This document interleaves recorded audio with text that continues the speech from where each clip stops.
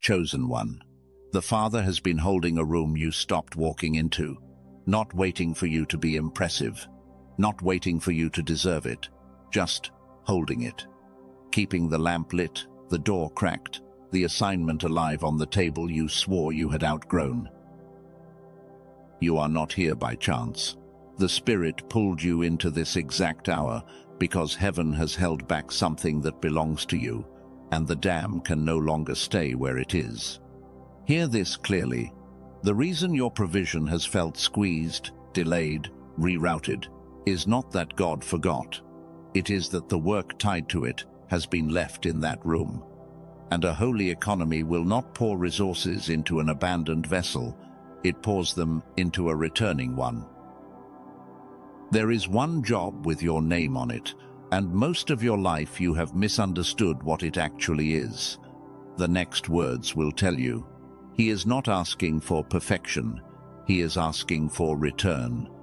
The forever flow he promised begins the moment you say yes, not the day you finish. Listen carefully. This is the word you have been waiting for. It is 11:47 at night. Most of the house is asleep. You walked past the drawer 4 times this week without opening it. But tonight, something stopped you. You sat down. You slid it open. And there it was. The folder, the notebook, the half-written page, the audio file you never finished mixing, the plan you printed in a moment of fire, then buried under bills and survival. You touched it for 30 seconds. You read one line. You closed it again. But the closing was different this time. The drawer made a sound you had not heard before. It sounded like an answer. You did not know it, but the room behind that drawer is the room I want to walk you into tonight. The room you have been passing for years. The room with the unfinished work. Before I tell you what the work actually is, you need to recognize that you carry it. There are 4 signs. None of them are loud. All of them have been with you for a long time, and most of your life. No one has named them for you out loud. The first sign is the strange ache that visits you when something good happens that has nothing to do with the assignment. You get the promotion. You finish the project. You hit the milestone. Everyone celebrated. And underneath the smile, there is a quiet hollow. Like the win was real, but it was not the win you were made for. People will tell you that ache is ingratitude. That ache is not ingratitude. That ache is the air in you, refusing to be satisfied with a smaller inheritance. This is not laziness. This is not depression. This is not failure. This is the weight of an heir who has been distracted from the actual estate.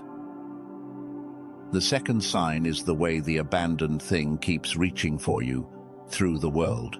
You hear a song that mentions it. A stranger says one sentence at a coffee shop, and your chest moves before your mind catches up. You wake up at 3 in the morning with a dream where you are doing the very thing you stopped doing, and these are not coincidences.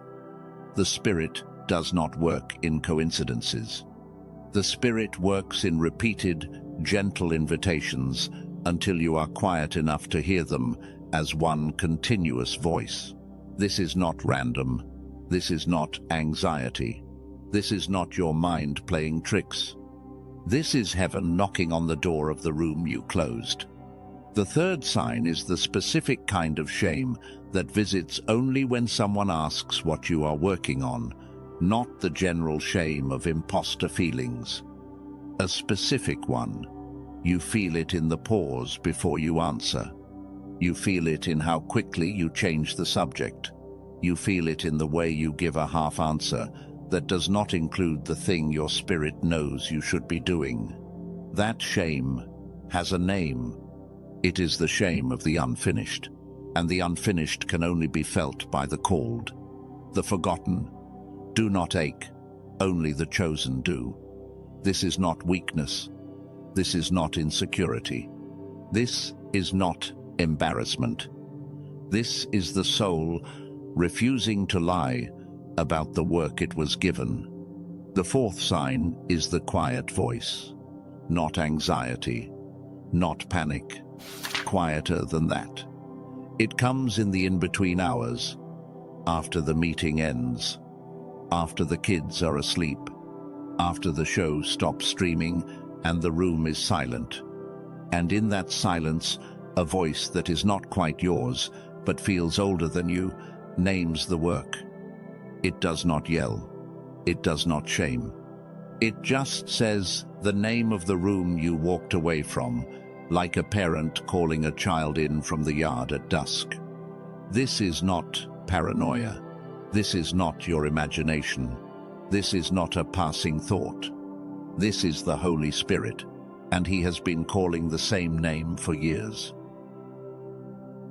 Stay with me, because what is coming next is not just another teaching. By the time this message ends, you will know exactly what the actual work is. Not the visible career you have been performing, but the deeper assignment underneath it. You will understand why your provision has felt blocked and what unblocks it. You will hear what the Father says about the years that felt wasted, and you will receive a return ritual that takes only minutes a day. Do not skip ahead. Stay. This whole message is yours. If you only walked away with what I just named, that the four things are not symptoms but signs, you would already be walking lighter than you walked in here tonight. But there is a deeper layer underneath those signs. And the deeper layer is where the answer to the title actually lives. The answer to why the Father said, "Finish the work, and He will fund your life forever." Because the funding part is not a metaphor. It is not a poetic flourish. It is a covenantal economy that has been waiting on a single decision in your life. And that decision is older than you remember. It was made long before you opened the drawer tonight. And as I sit with this message, before placing it in your hands, I hear the Father saying something. I want to say it as carefully as I received it. Not as performance, as witness. He says, I have been keeping the room warm, not because I needed you to come back, because I knew you would. The lamp has not gone out. The work has not been reassigned.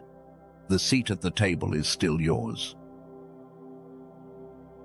Let those words land before you move.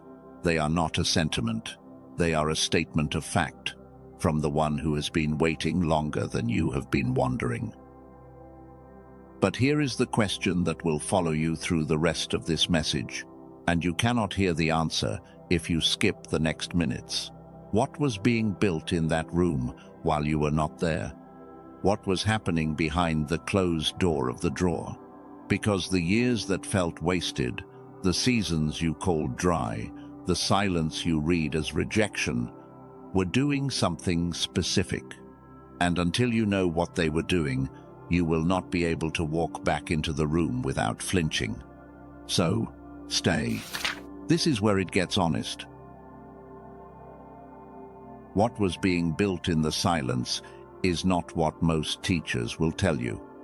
They will say, the silence was teaching you patience. That is partly true. They will say, it was building your character. That is partly true too. But neither answer is the actual one, and the actual answer matters. Because if you do not know what the silence was really doing, you will hear the call to return, and you will refuse it. You will assume the years are too far behind. You will assume someone else has been given the assignment.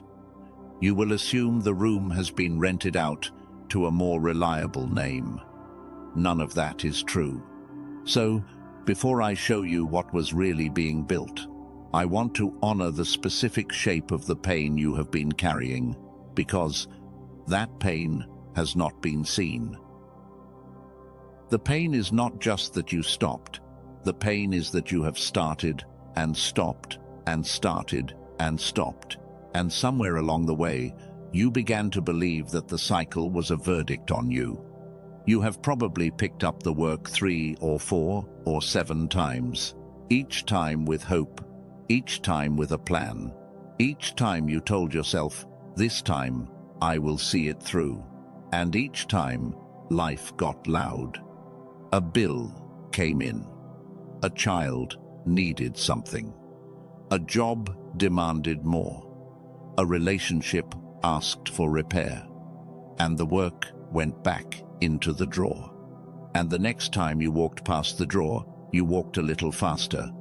The time after that, you stopped looking at it. After enough cycles, you started believing the lie that the call had moved on, that you had used up your invitations, that God only calls each person a finite number of times before he picks someone more reliable. That is not how the kingdom works. That is how shame works. And shame has been speaking to you in the voice of God for so long that you have stopped being able to tell them apart. Hear this carefully. The cycle is not the disqualification. The cycle is the evidence that the call has not stopped pulling. People who were not called do not start and stop. They do not start at all. The call only feels heavy if there is something to carry. There is a story in the older books that I want to bring into this room with us. A man named Habakkuk. He was a prophet. He was tired. He was waiting on a vision that had been promised to him, and the silence was killing him. So he climbed up to a watchtower, and he stood there, and he yelled at God. He did not pray politely. He did not perform. He said, "How long? How long do I cry out, and you do not answer?" And God did not rebuke him. God did not shame him for the cycle. God did not say, "If you had more faith, you would not be on this tower." God answered him. And what he said is one of the most important sentences for anyone who has been waiting on the other side of an unfinished work. He said, "Write the vision, make it plain, carve it on tablets so the one who reads it can run with it. The vision is for an appointed time. Though it tarry, wait for it. It will surely come. It will not lie." The verb the older language uses for tarry is interesting. It does not mean to die out. It does not mean to disappear. It means to be banked, like a fire that has been carefully covered, so it will keep burning, slowly, underground, until the wind comes back to feed it. The vision was not gone. The fire was not out. It was banked. And the banking was being done by the same hands that lit the fire in the first place. That is what your unfinished work has been doing. Not dying, not expiring, banked, kept warm by the one who lit it, waiting for the wind of your return. The years you thought were silence were the years the embers were being protected against your own assumption that they had gone cold. So let me tell you what was actually being built.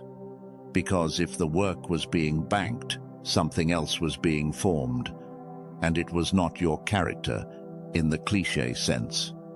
It was something more specific. 3 things were happening in the silence, and you could not see any of them while they were happening. The first was the formation of the vessel. The you, who started the work years ago, could not have carried what comes after the work is finished. You did not have the spine for the visibility. You did not have the steadiness for the pressure. You did not have the discernment for the people who would attach themselves to it. The years grew the spine. The years grew the steadiness. The years grew the discernment. And you read it as drift. The second was the protection of the work itself. There were hands that would have grabbed it from you in the early version. There were systems that would have used it and given you nothing. There were voices that would have shaped it into something it was never supposed to be. The delay kept it yours. And the third, the deepest, is this. You thought stopping was disqualification. Heaven called it preparation. You thought silence was abandonment. The Father called it keeping watch over the room. You thought the years had moved on without you. The book of life still has the page open to your name, and the ink has not dried. What you are about to hear, you should hear directly, without veils, without the building of mystery for the sake of selling at the end. Truth honors truth. So let me name what is real before another moment passes. The dimming I just described, the fading of the child mind, the suppression of the fire you carried easily as a kid, has been mapped by serious science. Not in vague terms, specific brain frequency terms. What you are dealing with is actually two layers, not one. The first is the slow dimming of the brain frequency that made you curious, open, and tireless as a child. The second is the modern stress signal that closes off the channel through which you receive what was promised. There is a tool that has been developed for the second layer. It is called the wealth signal. A neuroscientist named Dr. Stephen Newton, who broke from the mainstream after decades at Stanford, brought it forward. And there is a tool for the first layer. It is called the Genius Song. A different neuroscientist, Dr. Robert Lake, designed it after 34 years of brain research to reverse exactly the dimming I just described. The two were not built together.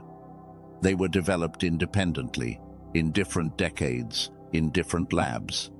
But the people who use them in the right order, the child mind first, then the receiving channel, find that the two waves complete each other.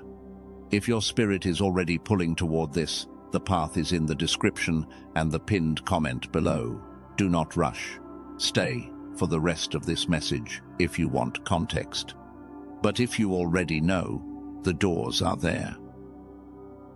And in the same breath that named those two paths, another truth begins to rise from the room you opened earlier, because the names alone are not the gift. The gift is in what comes next. What your spirit has been waiting to remember. There is a Hebrew word the older psalmists used when they spoke about this kind of waiting. The word is gamar. It means more than just to complete.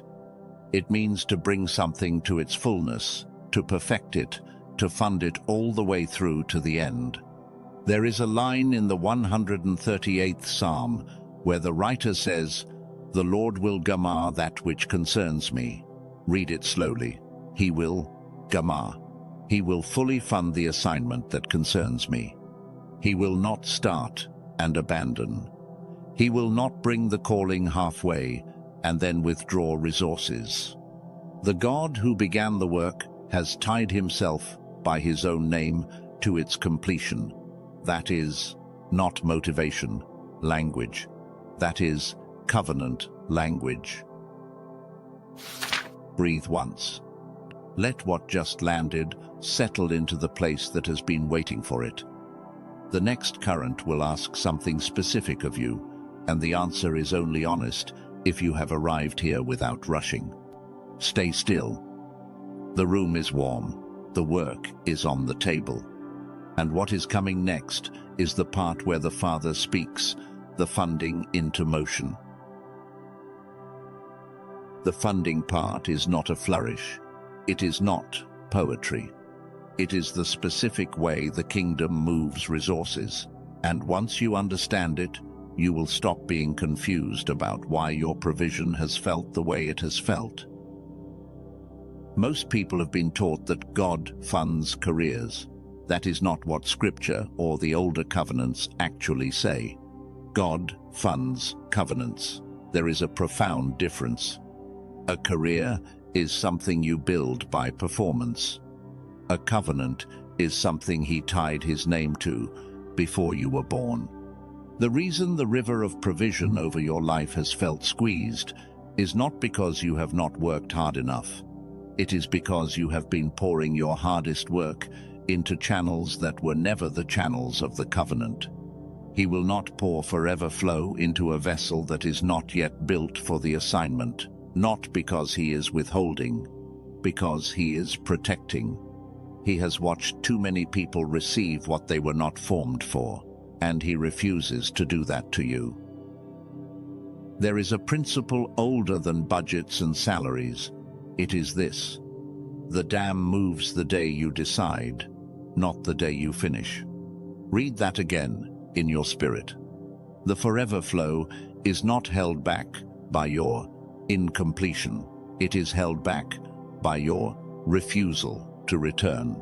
The day the returning happens, the day the yes is spoken, the gates begin to lift. You are not earning provision by completing the work. You are receiving covenant provision by aligning with the assignment.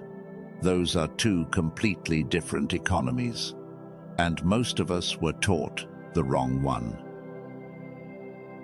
There is a line in Scripture that I want to bring to you carefully because it carries the rhythm of three. He funds the called, he funds the returned, he funds the finishers. Each one is a different stage. The called are the ones who first heard the assignment. The returned are the ones who walked away and came back. The finishers are the ones who stayed long enough to gamar, to bring it to fullness. And here is the secret of the kingdom. The funding for each stage is different, but it is real for all three. You do not have to wait until you are a finisher to receive provision. The moment you become a returner, a different kind of flow begins. Now, I want to tell you what the actual work is. Because most of your life, you have misunderstood it, and the misunderstanding has been costing you. The work the world saw is not the work the Father assigned: the career, the ministry, the business, the title on the door, the platform, the visibility, the role you have been performing. That is not what he has been waiting to fund. He has been waiting to fund something quieter, something underneath, something that lives in the room you stopped walking into. And the way to locate it is not by looking forward. It is by looking back at three questions. The first question is this: what did you create as a child? Before anyone was paying attention, before grades, before approval, before the world started teaching you to chase what could be measured. There was a thing you made, a thing you wrote, a thing you built, a thing you played out loud in your bedroom when no one was watching. That thing is closer to the assignment than anything you have done as an adult. The second question is this: what is the thing you cannot stop circling no matter what else you achieve, even after the promotion, even after the success in the other field, even after you told yourself you were over it? There is one shape that keeps coming back, in different forms, in different decades, in different attempts. The thing you have started and stopped many times is not your weakness. It is the assignment, refusing to leave you. Most callings have to be ignored to be released. Yours has refused to be released. That is data. The third question is this, and it is the most honest: what is the thing that, if you finished it, you would feel known? Not famous, not validated, not approved. Known. Like the version of you that lived behind the visible version, finally stepped into the room and was seen. That feeling is the fingerprint of your covenant assignment. Because the covenant is a relational economy, and being known by the one who assigned it is part of the wage. Sit with those three questions. Not later. Now. Whatever surfaced in you when I asked them, that is the location. That is the room. That is the table where the work is still sitting. And as I sit with this in the spirit, I hear the Father saying something I want to deliver carefully. He says, "Return, and I will fund what I called you into. I have no need for the work you can sustain by yourself. I have a covenant with the one I appointed. The provision was never yours to earn. It was always yours to receive." Let those words land before you move. I want to slow down for a moment, because if you have made it this far into this message, you have done something most people will not do. You have stayed. You have not scrolled. You have let words you did not invite into your day come into the most private place in you and rearrange the furniture. That is not a small act. The Father has noticed. He always notices the staying. The kingdom is built by stayers more than by starters. So, before we go any further, just receive that you stayed. That alone has already shifted something in the unseen. Now, before I show you what tools have been built for the return itself, there is one more thing I have to release out of you. And this one is the thing that has kept you outside the door longer than anything else. Most teachers will not name it because it is easier to keep people striving than to release the lock. I am going to name it. The lock is forfeiture, the voice that says, "I have been gone too long. I do not get to come back to this. Someone else has been given my assignment. The window has closed. The room has been rented out to a more reliable name. The father has moved on to a different child." Every word of that is a lie. And the lie is so old in you that you mistake it for humility. It is not humility. Humility says, "I am not better than I am." Forfeiture says, "I am not allowed to be who I was made to be." Those are two different sentences, and only one of them is from God.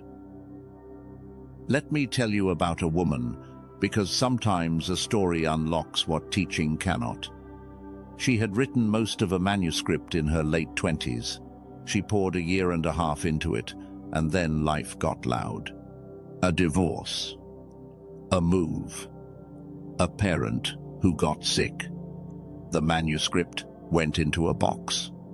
The box went into a closet. 11 years passed. One Tuesday morning, for reasons she could not explain, she opened the box. She did not have a plan. She did not light a candle. She did not pray a long prayer.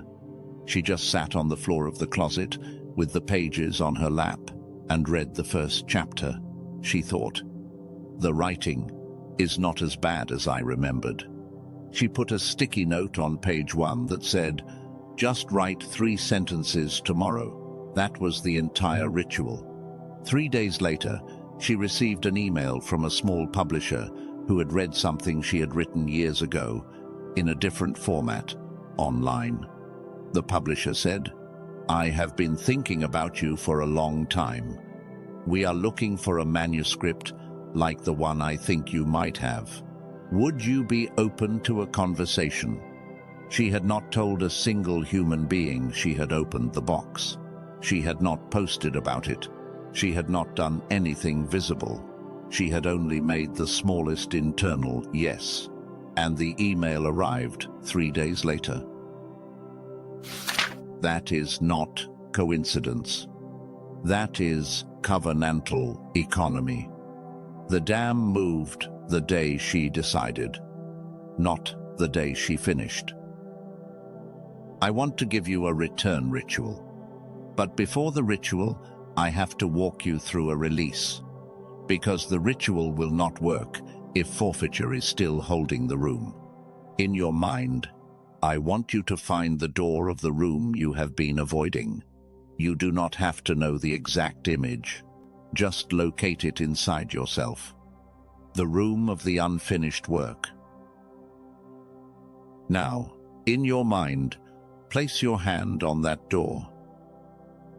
And in the quiet of where you are right now, you are going to release 3 things out of yourself. Not loud, not performed, just spoken into the air or said internally if you are not alone. The first sentence is, I have not been disqualified. The second sentence is, the room is still mine. The third sentence is, I return without ceremony, and the Father receives me without inspection. Say those 3 sentences in whatever way you can, right now, quietly, to yourself, mouthed, without sound, if you are around people, internally, if you are driving. The form does not matter, the yes does. The lie of forfeiture cannot survive being named directly.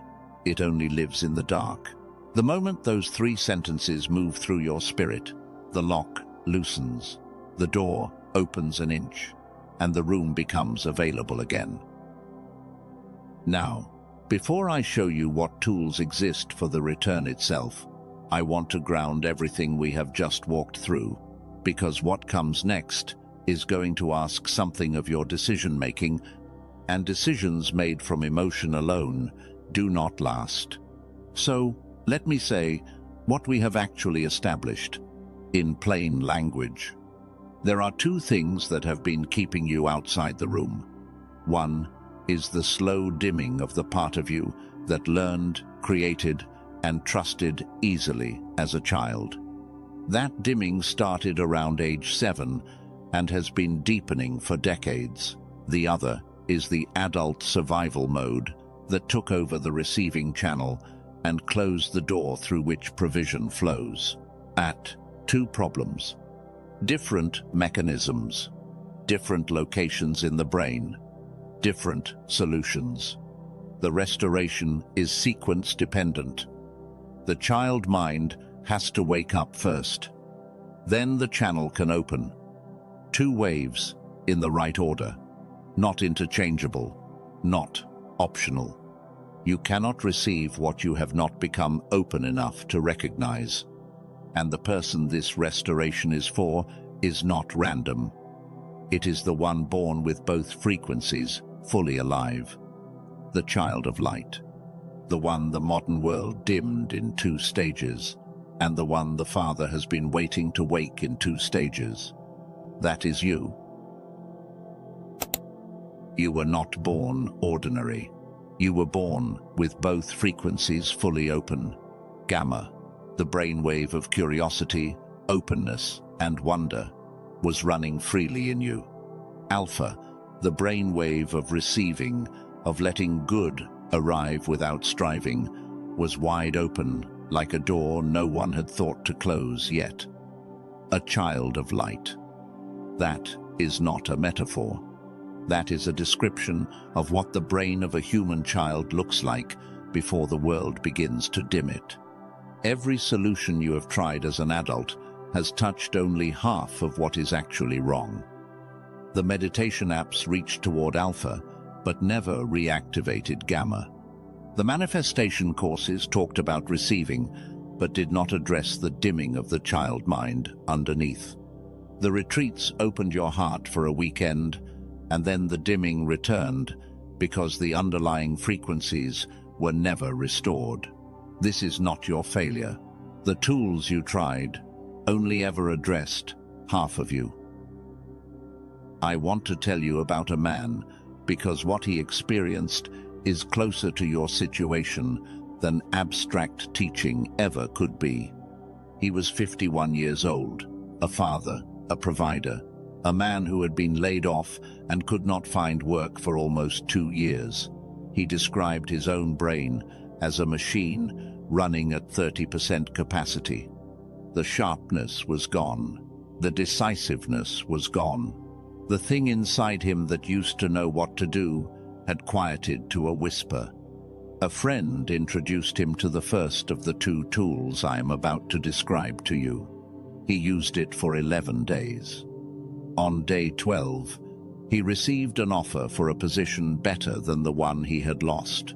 He told the people around him, The change did not happen on my resume. The change happened in my head. The version of me that was buried for 2 years woke up. The tool he used is called the Genius Song, and it was built specifically to reverse the dimming of the child mind.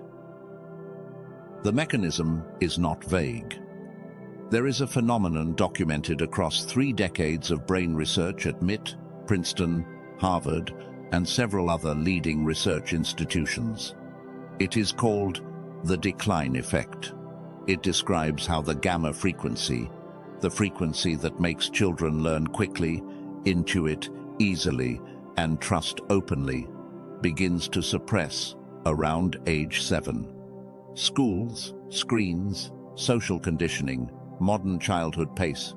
By the time you reach adulthood, gamma has been quieted to a fraction of what it was when you were 6. The fire is still there. It has been banked, but the daily access is gone.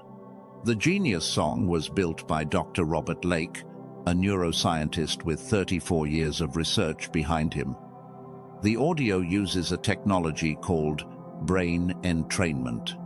2 slightly different frequencies are delivered, one to each ear, through headphones. The brain naturally synchronizes to the difference between them, and that synchronization reactivates the gamma frequency. 7 minutes a day.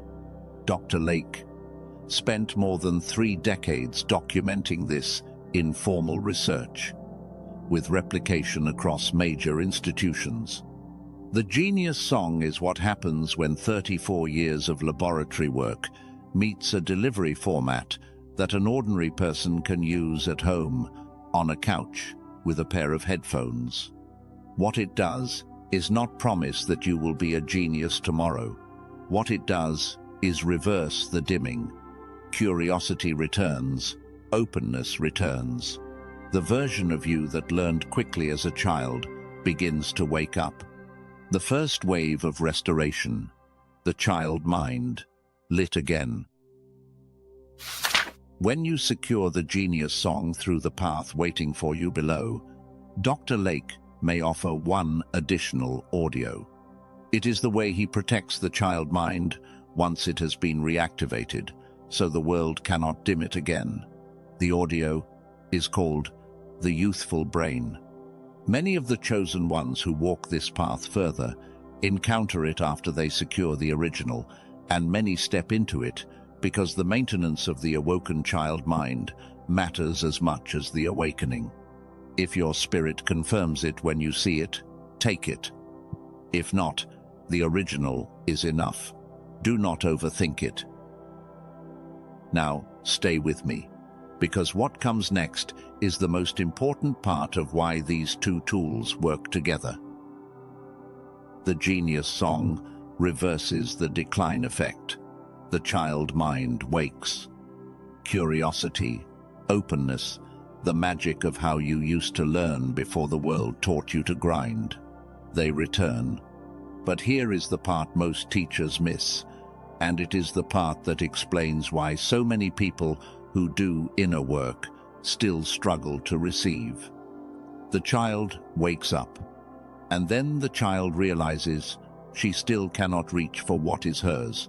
The room is bright again, but the door to the courtyard is locked. The lamp is lit, but the gate to the field has not opened. There is a second frequency that has been suppressed by modern adult life. It is called the stress signal. It is a state of beta wave hyperactivity, the brain stuck in survival mode, the constant low-grade vigilance of a person navigating financial pressure, deadlines, and chronic uncertainty. The stress signal hijacks the receiving channel. The frequency through which provision actually arrives, the alpha state, gets crowded out. You can pray. You can affirm. You can manifest until your voice gives out.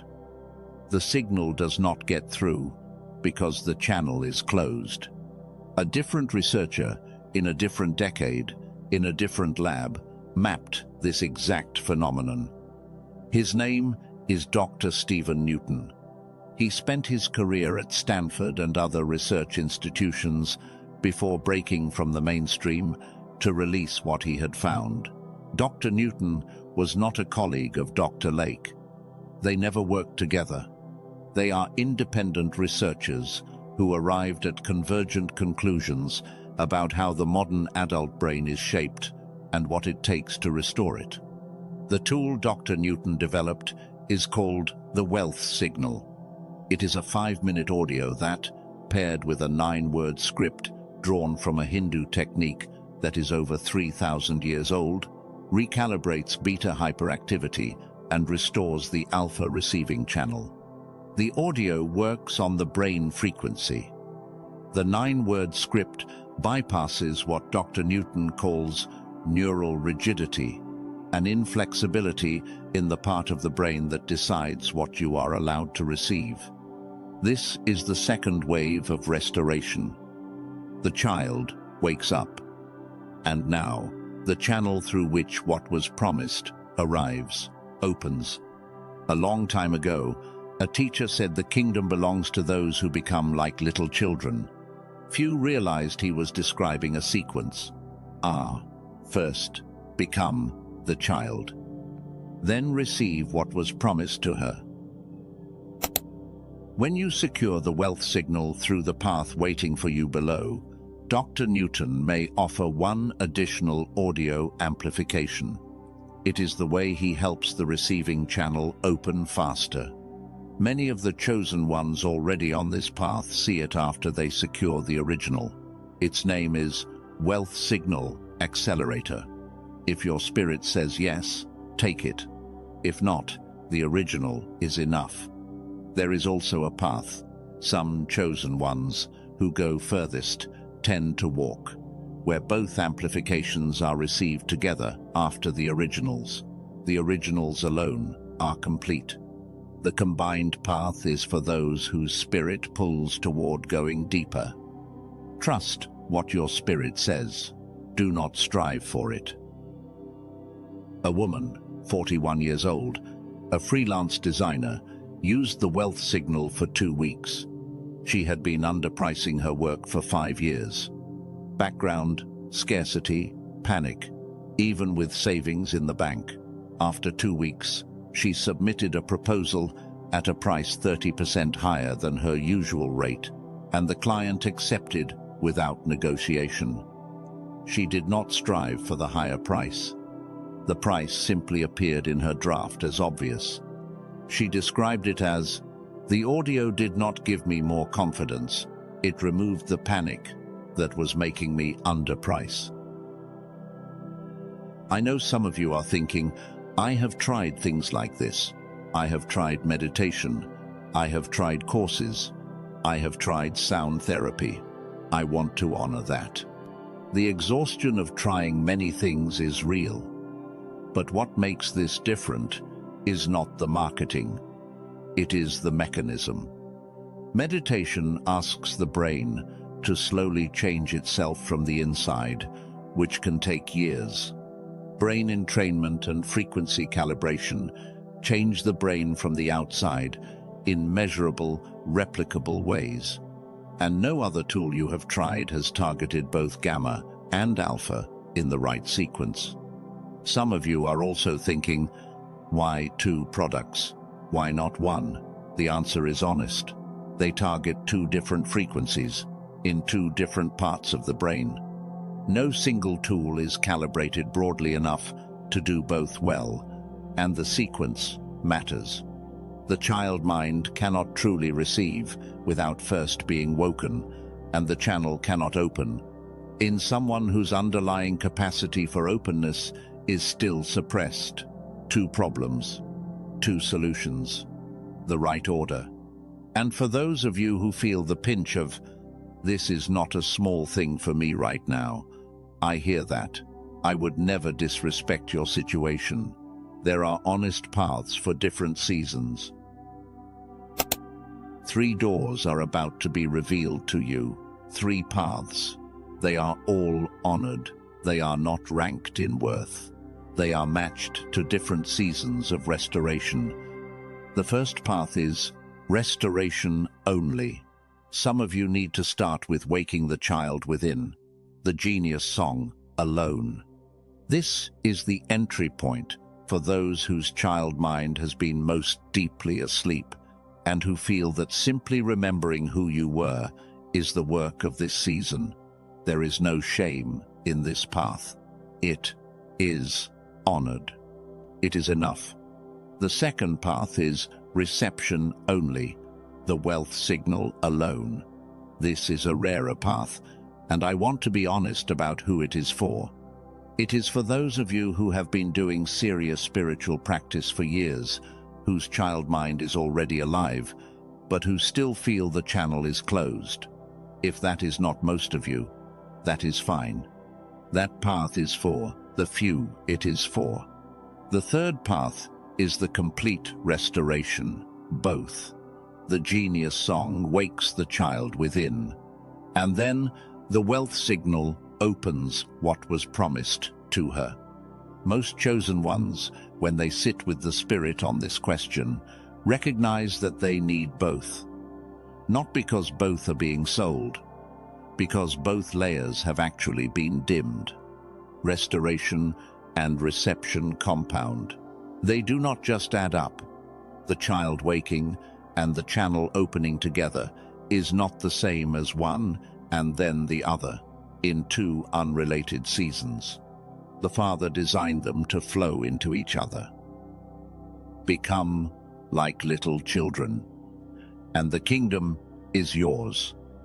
That is the sentence underneath both tools and underneath the choice between the three paths.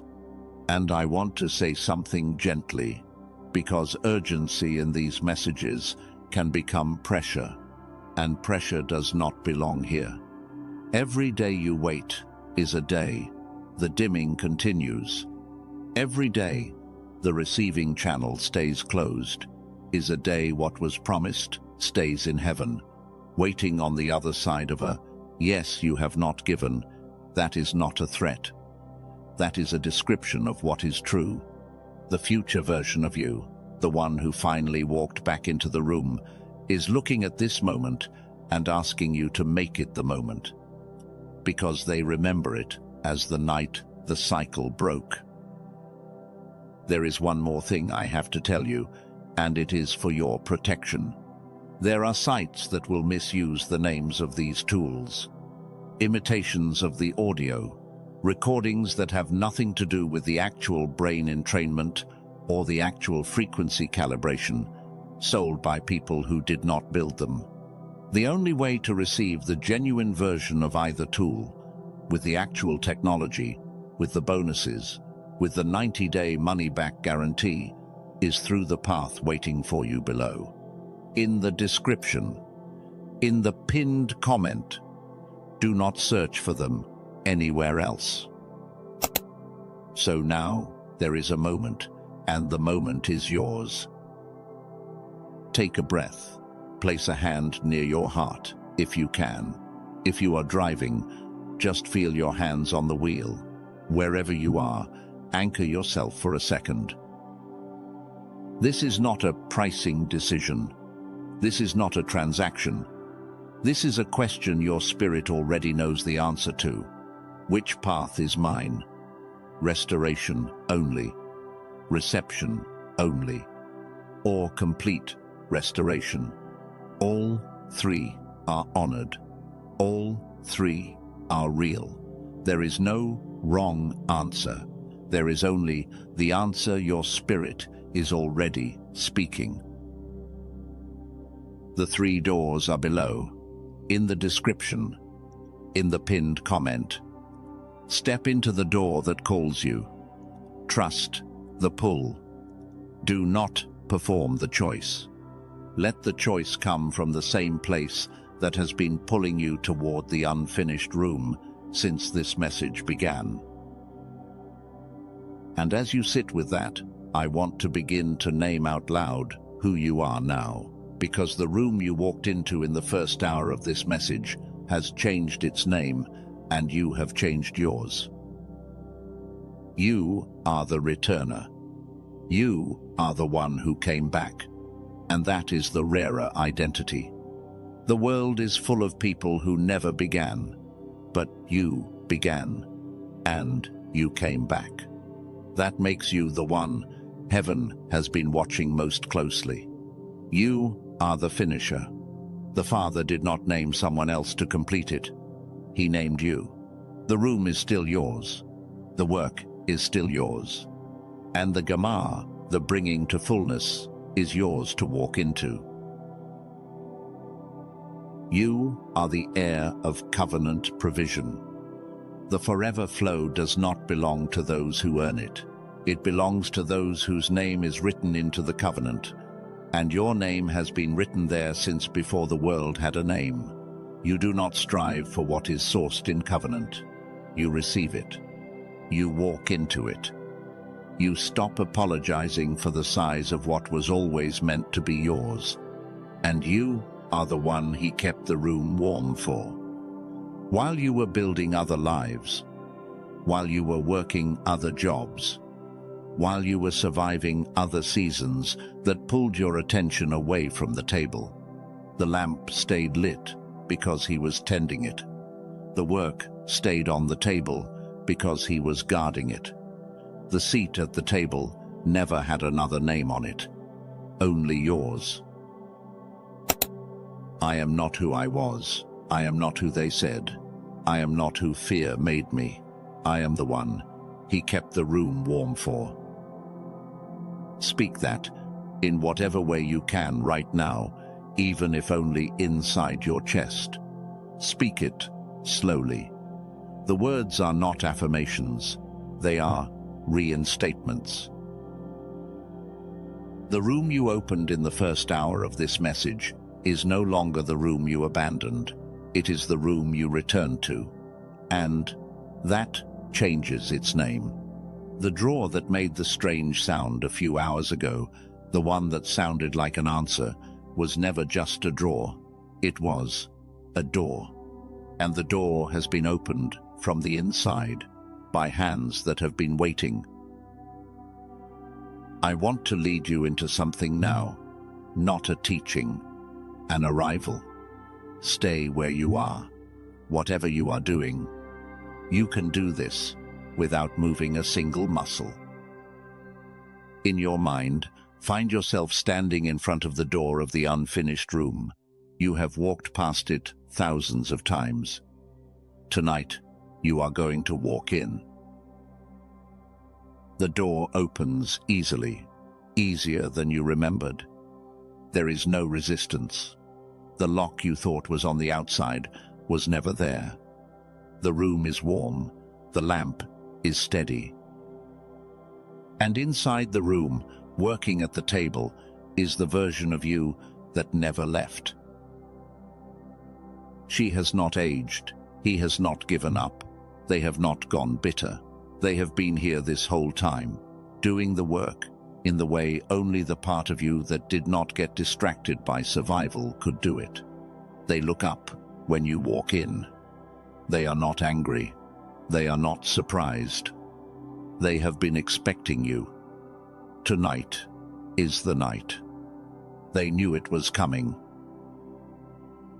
This is not a memory. This is not your imagination playing kind tricks on you. This is an activation. You are meeting the part of you that was protected during the years you thought were lost. Feel the spirit of the room receive you. The lamp is steady, the table is set, the work is here, and so are you. Stay with that for a moment longer. If anything has surfaced in you that you want to plant where it cannot be lost, comment one word below this message that names what you are returning to. Just one word. The word does not have to make sense to anyone else. It only has to be true to you. The act of naming it out loud, even in a comment box, plants it. Now, I want to close this with you. Not with performance, with the kind of close that the older traditions called Sealing. To the one who has stayed for the full message, who let words you did not invite into your day come into the most private parts of you and rearrange the furniture, who did not scroll past, did not skip, did not need to be entertained for it to be worth your time. The Father sees you. He has been watching the staying since the very first minute. The kingdom is built by stayers. You have already shifted something in the unseen tonight, and you have not even left this room yet. Now release. Release the years you called wasted. They were not wasted. They were banked. The fire was being kept warm by the one who lit it. Release the shame of stopping. Stopping was not disqualification. Stopping was the cycle of the called. Refusing to walk away permanently from the assignment that has refused to walk away from you. Release the forfeiture.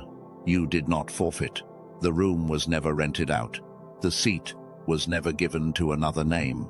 The Father is not a landlord. He is your Father, and your name is the only name that has ever been on the door. Release the version of yourself that has been carrying the weight of an unfinished assignment without permission to return to it. That version has been brave. That version is no longer needed. The new version walks in lighter. And as I sit with this in the Spirit, I hear the Father saying, one more thing.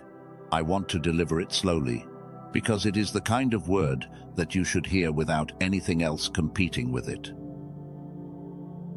He says, I did not bring you this far to leave you here. I have kept the room. I have kept the work. I have kept the assignment with my own hands. I have funded what I called you into since before.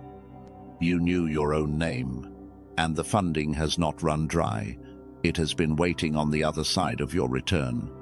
Tonight, you returned. Receive what I have been holding for you. Not for a season, forever. Let those words rest where they landed. Do not move yet.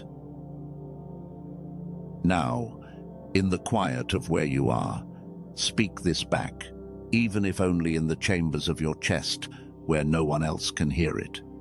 I return. I receive. I finish. The forever flow begins now. That is the sealing. The words you just spoke, in whatever form they took, are now part of the covenant record. They cannot be unspoken. The yes you just gave is older than the cycle of stopping and starting that you have been carrying, and it is more powerful than any voice that has been telling you you were too late. If your spirit is still calling toward the path you saw earlier in this message, the 3 doors are exactly where I told you. In the description, in the pinned comment. The path you choose is the right one. The Father is not measuring how fast you walk through the door, only that you walked. Restoration, reception, or complete restoration. Trust the pull. Now, the room is yours. The lamp is steady. You do not have to finish the work tonight. You do not have to plan the next year tonight. You only have to do one thing, and the one thing is small.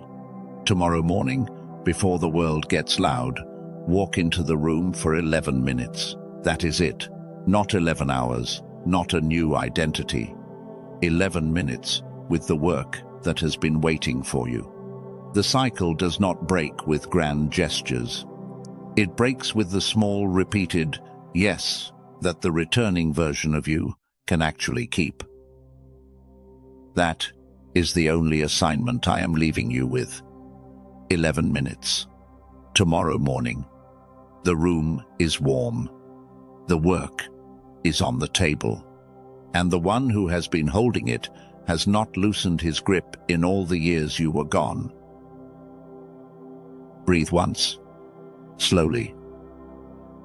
You have come home. The lamp is steady. Walk in tomorrow.